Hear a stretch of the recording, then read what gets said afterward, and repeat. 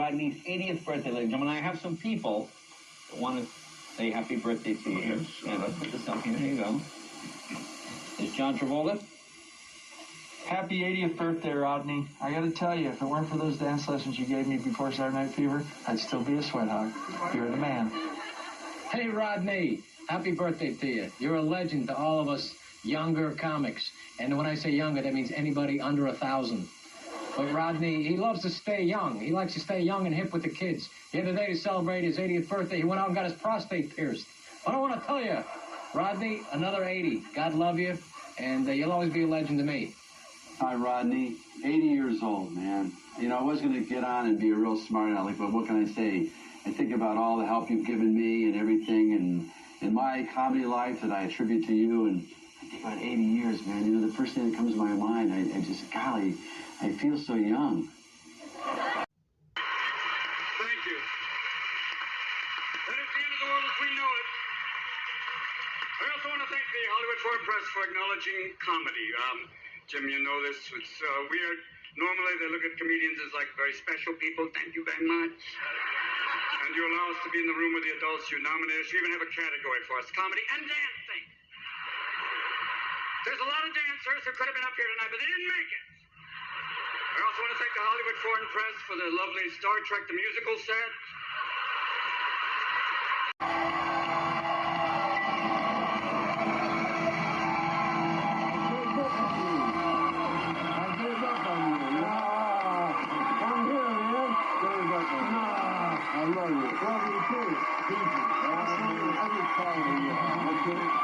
Admiring. I was standing some nights by myself with Richard Pryor in the parking lot, you know. Wow. And I can't believe I'm standing with Richard Pryor, and he would tell me inside stuff, you know. We were passing a joint one night, and he said, careful with that. I don't remember 40 years of my life.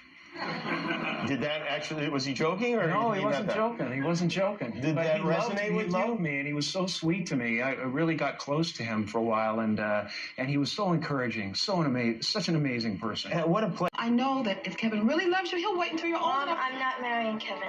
I asked him, but he said no. I'm marrying him.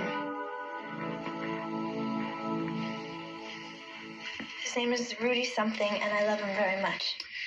Your daughter's about to become a very wealthy young woman. Casey called us and asked us to act as witnesses. She said you knew about it. I didn't think it was right, so I thought I should call. I don't think I have to tell you how very special Casey is. Casey, where'd you find this man? Is there an asshole convention in town? Thank you. Are you from the Finger Lakes? Yeah! All right, well, thank you. Thank you very much. Stop. If you get a chance, sir, while you're here, check out the rest of the world, all right?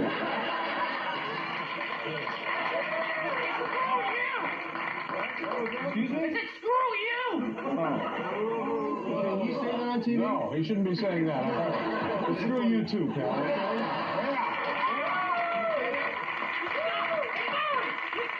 Oh, no. Here we go. Oh, my. Oh. Who told you I suck? Who said I suck?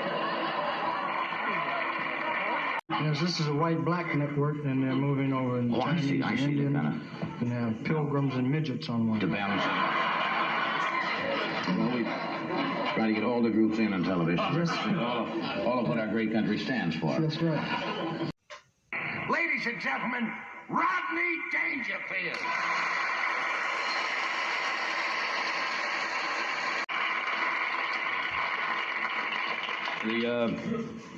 The next gentleman, you all know. It's hard to... first of all, we're all extremely glad that he is here tonight.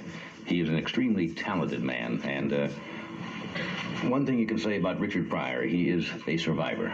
And when he is on, I don't think there's anybody who is funnier or more inventive than Richard Pryor, and we're just delighted he is here tonight. Would you welcome Richard Pryor?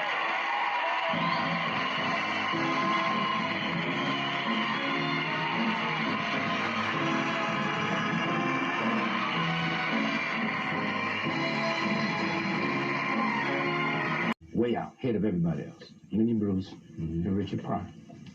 Genius. Any comic work in America, whether they know it or not, was influenced by what he's done. And what was it about him that made him so powerful and and influential? He's the genius. He spoke the way that people speak. He took a very specific set of circumstances and conveyed them so that people who didn't even live those circumstances could understand what he was talking about. Because he had such a human element to his work. Yeah. He changed the way that comedians engage their audience, the way they pace the stage. He brought a lot of things to comedy. He's kind of like Coltrane for comedy, like the last innovator. You told me a story that was amazing at the Comedy Club. Near the tail end, we were talking about all the people that had been a part of that sort of career that you saw in stand-up when you were doing stand-up and impressions and all of that. Richard Pryor backstage and saying to you, I'm not sure that I'm funny right now, you know, I don't really feel funny.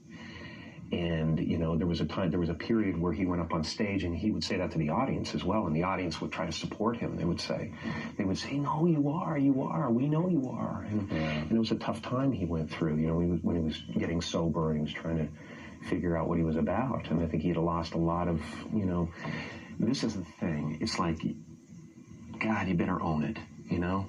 Whatever it is, you better own it. Like I saw Richard Pryor a month ago.